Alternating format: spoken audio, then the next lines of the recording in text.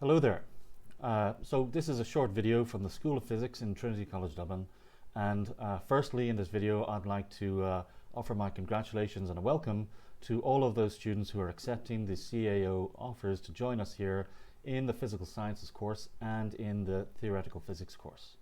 I'd also like to welcome back all of our returning students in the second, third and fourth years of Theoretical Physics, Physical Sciences, and in the softer years of the degree courses in Physics, Physics and Astrophysics, and Nanoscience. So who am I? I am Professor Cormac McGuinness, and I'm the School of Physics Physical Sciences Course Director. And so we would like to, or I would like to, and the School of Physics would like to, present to you a little bit about what you will encounter in the School of Physics in this coming year.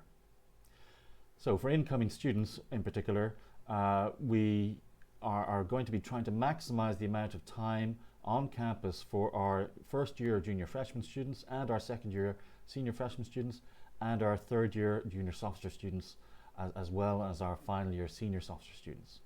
For our junior freshman students, what we will have obviously is we will be having as many face-to-face laboratories such as the laboratories that we see here.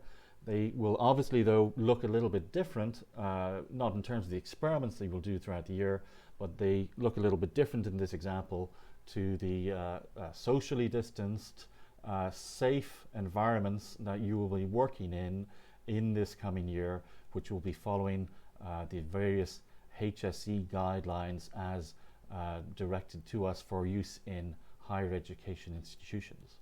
So I won't be addressing the safety issues of the laboratories that you will be encountering in this short video. Okay. However, will be coming onto campus for these face-to-face laboratories, and at the same time or on the same day you'll be coming onto campus for face-to-face tutorial sessions. And again, it won't look exactly like what we see here in this little video, but we'll be trying to maximize your time on campus in face-to-face activities, both in your physics modules and also in the other modules of the junior fresh and senior freshman courses, obviously involving mathematics, but also the other science subjects that you may be taking in the first 2 years of the physical sciences entry course. So we are planning for everything in terms of this coming academic year, and so some of our plans will involve, for junior freshman students, some experiments that you will do at home, but also we are planning to have these available for students where students need to potentially self-isolate so that they don't miss out on the opportunity to carry on with their studies and their course of inquiry into physics. And so an example of this is shown here.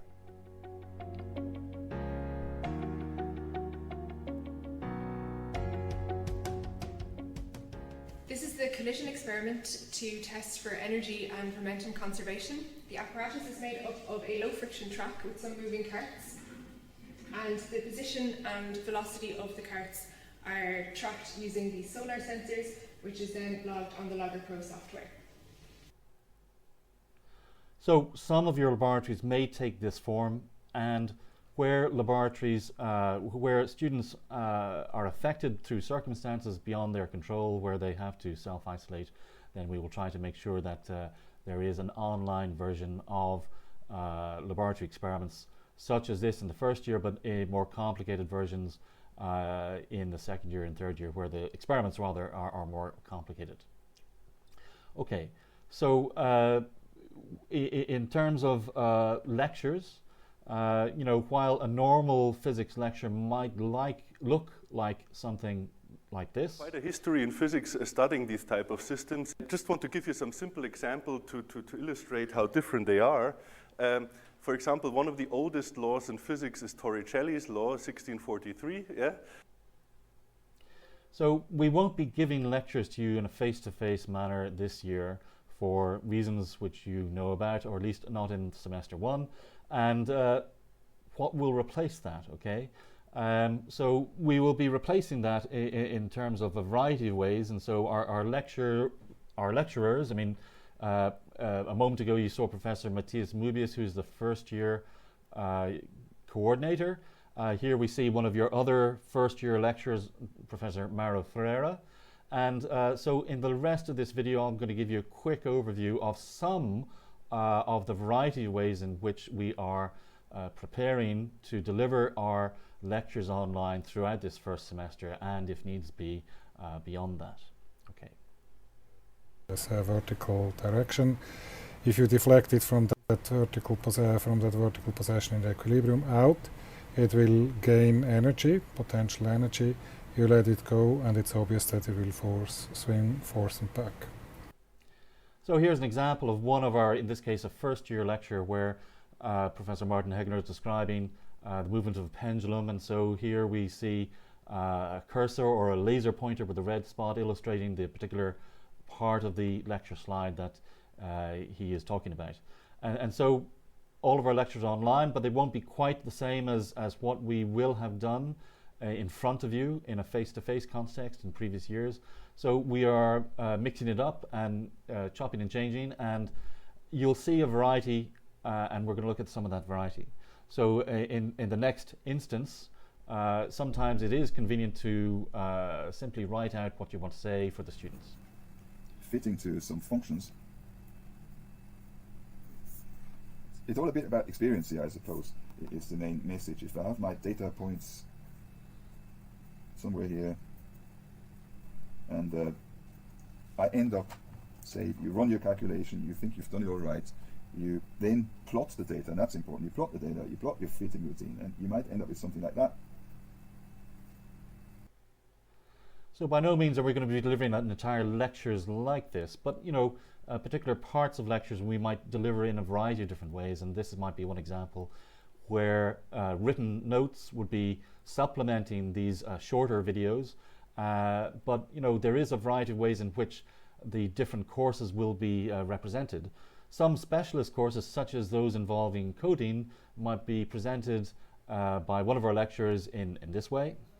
And this will look for any data sets we've created that have a label, and then create a suitable legend, depending on the type of symbols or lines we've used to draw that data. And that was Professor Stephen Power.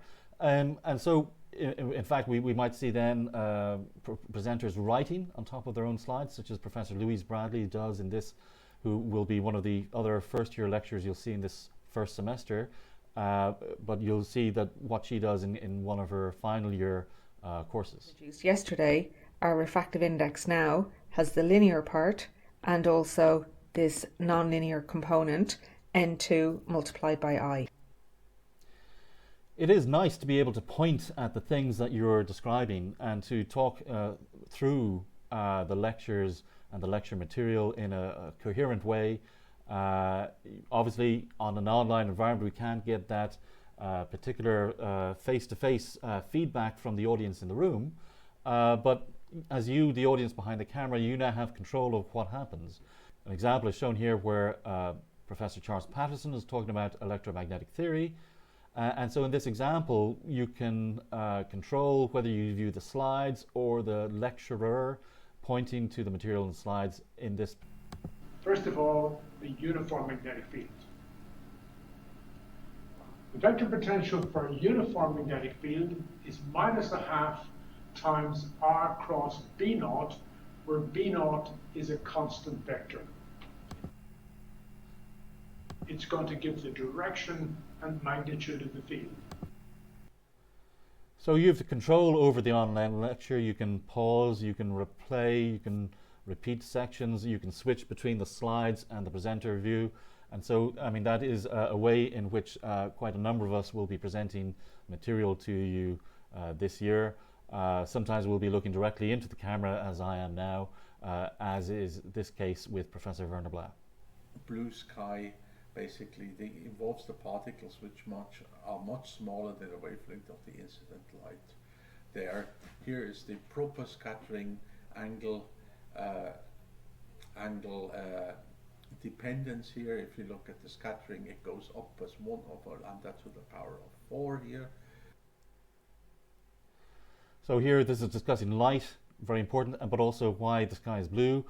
which is part of the physics of the world around us, which is explainable and determined by physical laws that we can teach you about in your courses through the 4 years. Other examples, a nice example is the next. Most of you will have experienced viscoelastic solids when you were kids. A very good example of a viscoelastic solid is Play-Doh or silly putty. So that was Professor Jonathan Coleman talking about polymers, polymer physics, and viscoelasticity. And so that's an important part of our nanoscience course. So in addition to learning about photonics and nanoscience, one of the core components of any physics degree is quantum mechanics. Okay, so these are the eigenstates states of Sz, and these are the probability amplitudes. So, and in fact, let's do this. The operator S plus. I'll speed that bit up. In a basis is represented by taking the kind of matrix elements of that operator between the basis gets. So specifically for this case, we would have S plus. So this thing here is the representation of an operator S plus in the basis up and down, the basis of the states up and down. That's an expression of a general formula that's early on in the lecture notes. So this is the matrix corresponding to the operator S plus in these bases. So some things are very clearly better discussed when one can write on a shared whiteboard or something like that, and we can explain each step of the equations. And so that's one of the things which must be adapted for certain courses, such as this one on quantum mechanics by Professor Paul Eastham. Okay. So apart from that, of course, there is the degree course in astrophysics, and let's just take a sample. So hello, and welcome to the next online lecture. So today we're looking at the structure in the cosmic background radiation. So we talked about the cosmic background arising from the universe as a whole from an earlier, hotter phase. So that's an example of one of our astrophysics lecturers talking a little bit about the cosmic microwave background radiation in this instance. And so, of course, there are lots of other topics, some of which, the last of which we'll look at right now.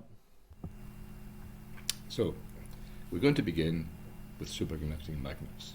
Now, superconducting magnets simply using the ability to pass a current without resistance in a coil with many. So the way in which some of our lectures are recorded through this Panopto software can allow one to switch between the presenter view and the slides, or pan forward in the slides to find the topic you want to jump to, and then you can click on that topic and then you can jump to the section of the lecture that you want to go to immediately. The next thing is that I'd like to talk about is really quite different. Huh? And this is about hot fusion. So all told, I think our physics courses are in pretty good hands with all of the lecturers who are developing their courses and modifying them in order to enhance them in this online delivery mode and ensure that we can still have the appropriate learning outcomes for all of our modules, for all of our students who are taking them online this year. I mean, that is very much our goal. Now, I mentioned laboratories in the past for the first and second and third year students. They'll be dealt with in separate videos, but I will welcome back in particular our senior sophomore students. While many of these are taking computational projects such as astrophysics students or some theoretical physics students, others such as physics or nanoscience students are going to be hands-on in the laboratory.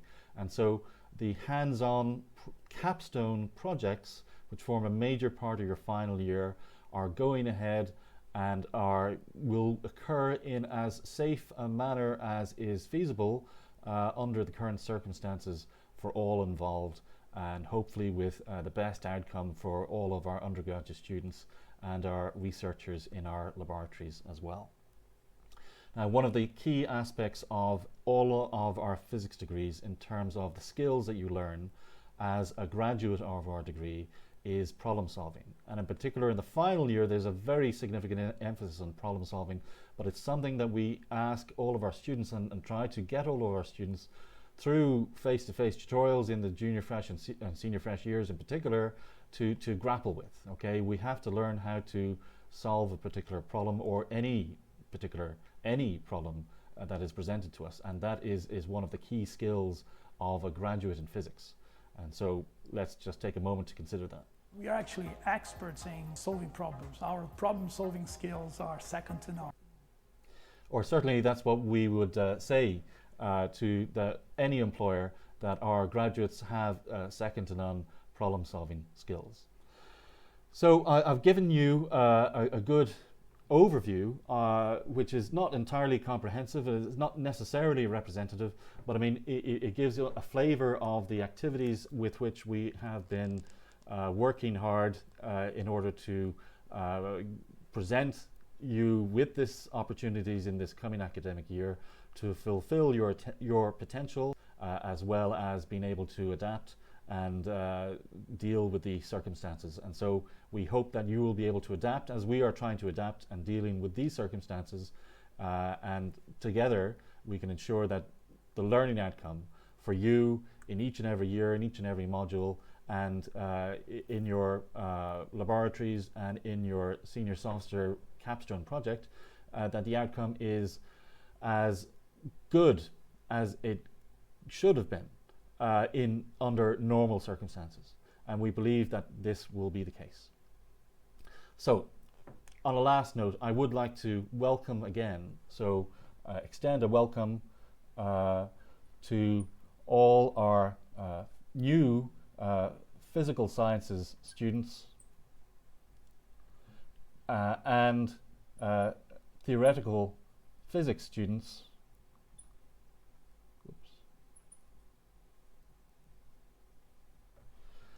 And very much a welcome back to all of our returning students in the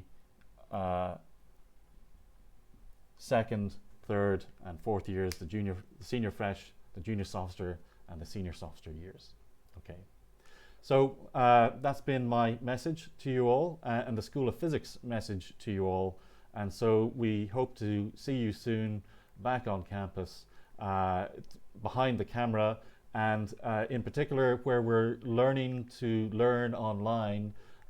We hope that we will see you participate with your peers in discussion boards for all of the various different modules in all of the years, such that we can work with each other to bring us to the best conclusion at the end of each of our respective years. Okay, so that's a bye from me, and we'll see you soon.